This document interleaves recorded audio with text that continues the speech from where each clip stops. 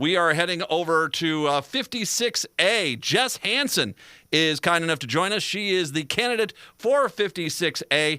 This is actually, she's not the incumbent, but Hunter Cantrell, who is the incumbent, he is not running again. So Jess is running in 56A, which is down on the south side of the metro. Jess, thank you very much. I appreciate the time. Hello, thank you for having me. I appreciate it, especially on this snowy day. Are you driving anywhere? Do you have to go anywhere today? No, I am safely at home. So Beautiful. Just watching it out my window accumulate in the yard. I have not gotten the leaves up from yet, like many other people, I'm sure. We went out there and we tried to do as much as we could this last weekend because I knew what was coming. But they're saying this is all going to melt. So we should be able to still rake up the leaves. It won't be like 91 where basically the leaves were there until spring. But yeah, right. It's hopefully the case. Be careful if anyone out there, if you are heading out, once again, pretty slippery roads out there as the heavy snow is coming on down. Jess Hanson, let's find out, first of all, who exactly is Jess Hanson? Sure. Well, thanks again for having me. My name is Jess Hanson, and I'm running to represent District 56A in the Minnesota State House of Representatives.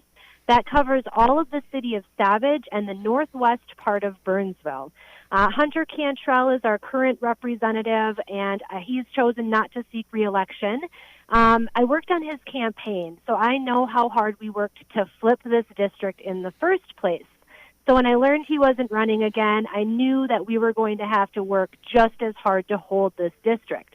Historically, this is a purple swing district. It is, by every definition, a very, very purple area. So we have a lot of diverse thoughts, diverse beliefs represented in our city councils and our mayor and all of that. So it's important to in this area that we have conversations about politics in a way that reflects our beliefs and our values here in the South Metro. And so I'm running because, like my community, I believe that politics is how we care about each other.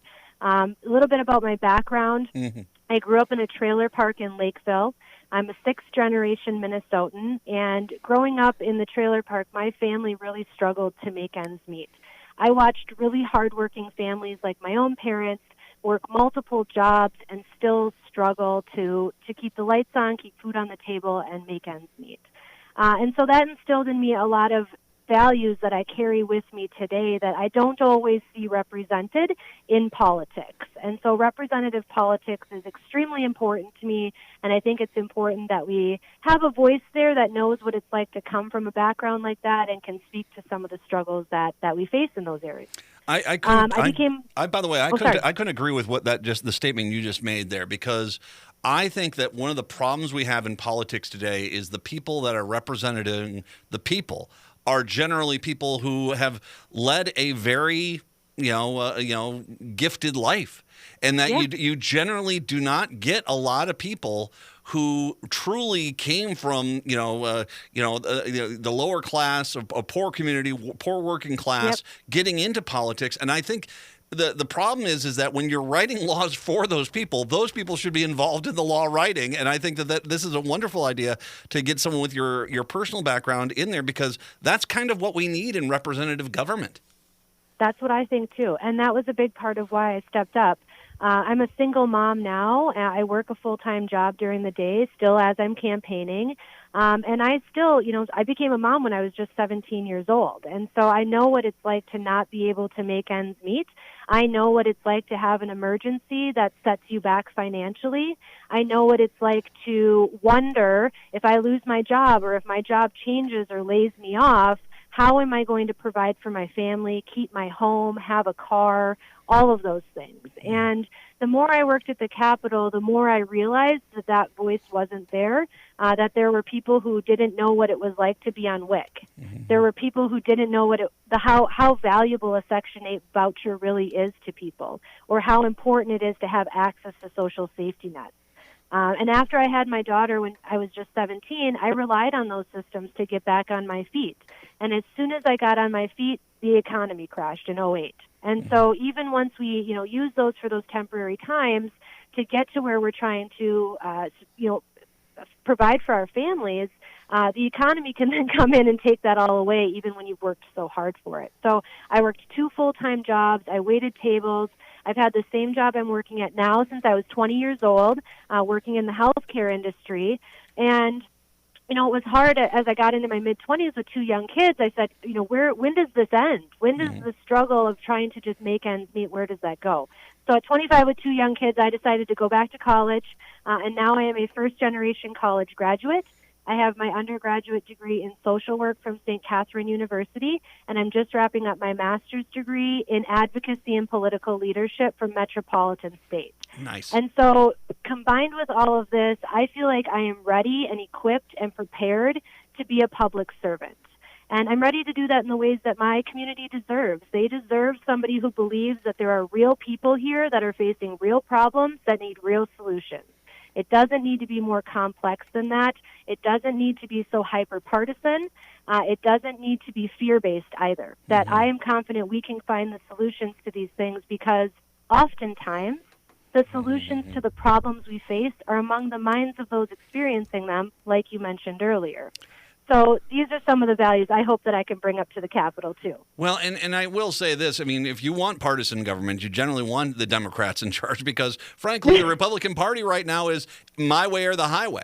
And you look at the painfulness of the bonding bill, how it had to get to the last second on the last day. Are you going to pass this or not? Are we going to fix Minnesota, get new water treatment centers? Are we going to, go on out there and help these projects get built? Or are we just going to do nothing? And finally, at that point, the Republicans stopped their grandstanding and said, okay, fine, we'll vote for it.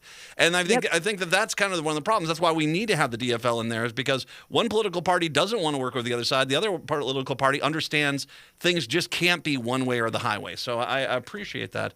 Your healthcare background, let's talk about what's going on right now, not with the snow per se, but the other thing that's keeping us kind of limited as far as our communication, and that is the current pandemic, the coronavirus. I mentioned before we started the situation with the Republicans, where their whole argument for election right now is reopen everything. And just to hope that people aren't sick and hope that people make good choices. And that's just, I think, a bad policy. We've already seen how that's played off in Republican states around us. But what is your thoughts on this? Because obviously with your background, and also your not only within your education, but as well your personal background, I'd love to get your thoughts on how you feel it's best to address this in St. Paul. Well, I think, number one, a lot of people are trying to tie together economy and healthcare, right? And I think those are both two important topics. And I tie them together as saying the best way to get economy back is to get COVID under control. So I strongly support mask mandates. I strongly support expanded testing and expanded contact tracing and all of that. I think we also need to make sure we're addressing the small businesses that have been affected by this, right? Because this is livelihood that they're no longer able to provide. But we have to follow the science on when we reopen and what that goes. We cannot just reopen because we want to. I don't think there's anybody who wants to be stuck at home or wants to be socially distanced as deeply as we are right now. We want our kids to get that social experience with their friends. We want them to have school sports and have access to STEM programs after school. We want all of that, but we want them to do it in a position that's safe. And when I listened to the special session last week, what I heard from the opposite side of the aisle from me was that there are some legislators who are willing to sacrifice lives for money. That's not acceptable to me. I don't think that we should drive how fast we reopen or when we put kids back in school by saying that there's some people that will die, and that's okay. That's not okay. People are not commodities. People are not sacrifices, and a responsible government protects its people. So I think that that's a big message that the Republican Party is sending very clearly right now, is that there are some people they see as something they're comfortable sacrificing, and I just think that's absolutely preposterous. I think it's dehumanizing, and I think it absolutely dismisses the data that shows us who is most affected by COVID and who is taking the biggest hit, which communities are being hurt the deepest by this. And you don't have to go far to pull up an article about who's dying. of these conditions. It's not just the elderly, though the elderly are not sacrifices to be made. It is not just people with pre-existing conditions, and that is the message I think that they've got to stop with, because we're Minnesotans, and last time I checked, as a sixth-generation Minnesotan, we care about each other, and none of us get left behind. We shouldn't be doing that to the greatest generation, period. But, I mean, there's a lot of other people who are dying as well, and the lives that are upended just by people being sick for a month and a half. That's for sure as well. Jess Hanson. And the long-term effects. Exactly. Yeah, we don't know what kind of long-term effects this is going to have for people who do survive it. You know, we're still learning all of this. And to so blindly try to dive into this when they want to lift our emergency orders when no other state is doing that right now, with no data to support it. My background in social work tells me that evidence-based practice is the best way to go about this, and that's what we've got to follow. Jess Hanson, once again, 56A, Democrat of the day, the Savage, Northwest Burnsville. I want to get your thoughts, and I do love when I can actually get into the district and talk about a specific issue. You guys have a dump down there that's actually a bit of an issue. Talk a little bit about that. I mean, obviously, as a 56A, as the rep down there, you'd be the point person on trying to get something done. What's the situation, and what do you want? What do you think should be the path forward? Sure. So we have a number of different dump sites here that have been used for many years. So some of them have been used back to the 60s, so well before my time. But my parents and grandparents have told me about when they remembered it was there. And now we're to a point where the one particular dump that is the biggest issue that we're addressing is unlined. And so the trash and all of the chemicals are seeping right into the ground. Wow. And it is right next to the river. And this is a catastrophic environmental issue that has to be addressed in the next legislative session to make sure that we can move this forward.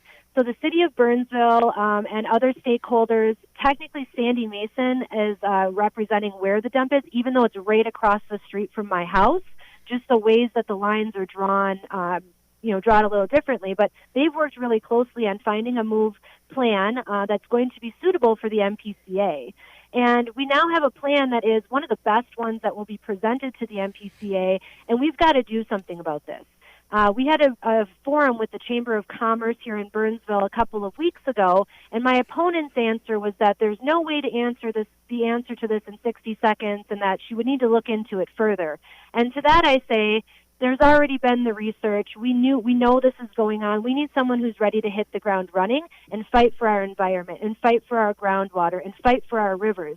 Again, as a sixth-generation Minnesotan, I feel like it is my obligation to defend our waters, to make sure that we're fighting to not infect the water that's going to affect everybody downstream. Mm-hmm. This is catastrophic, and it cannot be seen as something that's just a little issue. This is our drinking water, our bathing water. This matters to us.